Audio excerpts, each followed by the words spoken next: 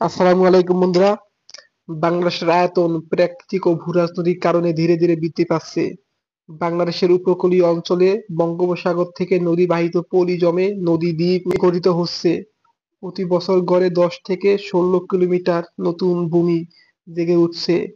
গত গত 20 বছরে 50টিরও বেশি নতুন দ্বীপ তৈরি হয়েছে, যা প্রায় 1600 বর্গ কিলোমিটার জায়গা যুক্ত করেছে।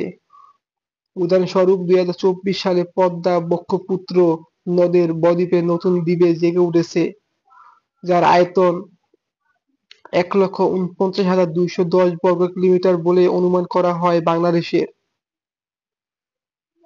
সমুদ্র সীমা বিজয়। ভারত ও মিয়ানমারের সাথে সমুদ্র সীমা নিয়ে দীর্ঘদিনের বিরোধের সমাধান হয়। বাংলাদেশ প্রায় 1,00,000 বর্গ কিলোমিটার সমুদ্র সীমা লাভ করে। 2014 সালে ভারতের সাথে সমুদ্র সীমা নিষ্পত্তিতে বাংলাদেশের 19,467 বর্গ কিলোমিটার এবং 2012 সালে মিয়ানমারের সাথে 70,000 বর্গ কিলোমিটার অঞ্চল পেয়েছে, যার ফলে সমুদ্র সহ মোট আয়তন বর্তমানে 2,46,037 বর্গ কিলোমিটার। ছিটমহল বিনিময়। 2015 সালে ভারতের সাথে ছিটমহল বিনিময়ের মাধ্যমে বাংলাদেশের প্রায় 40 বর্গ কিলোমিটার নতুন ভূমি পেয়েছে। এটি স্থলভাগের আয়তন বৃদ্ধিতে অবদান রেখেছে। যদিও প্রকৃত আয়তন বৃদ্ধি পাচ্ছে, সরকারিভাবে বাংলাদেশের স্থলভাগের আয়তন এখনো 1,47,570 বর্গ কিলোমিটার হিসেবে স্বীকৃত।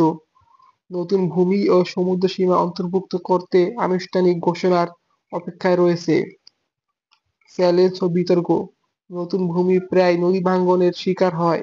প্রতিবছর প্রায় 70 বর্গ কিলোমিটার ভূমি নদীগর্ভে বিলীন হলেও পলি জমে 85 বর্গ কিলোমিটার নতুন ভূমি তৈরি হয়। তবে এই পরিবর্তনগুলি মানচিত্রে তাৎক্ষণিকভাবে প্রতিফলন হয় না।